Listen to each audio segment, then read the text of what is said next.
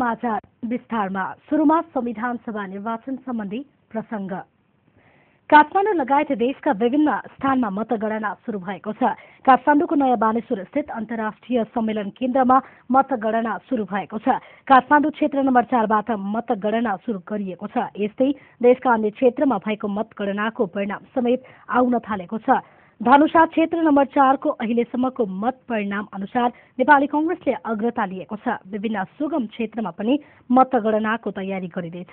दुर्गम क्षेत्रमा भने मतपेटिका सदरमुकाम ल्याउने तयारी गरिँदैछ।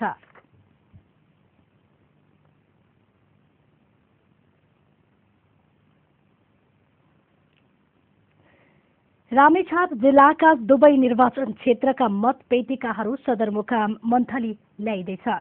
आज बिहानसम्म रामेछापको क्षेत्र नम्बर 1 मा 84 मतदान केन्द्र मध्ये 54वटा र क्षेत्र नम्बर 2 मा रहेका 85 मतदान केन्द्र मध्ये 49 गरी कुल 103 मतदान केन्द्रका मतपेटिकाहरू मन्थली ल्याइसकिएको छ।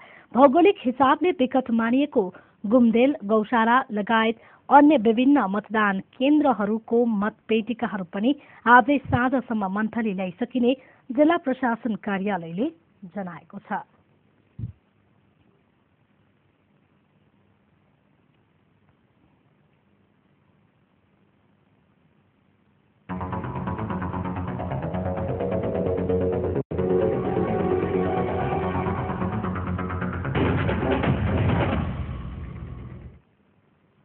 समाचार जारी छ। हामी ब्रेकपछि आउँछौँ।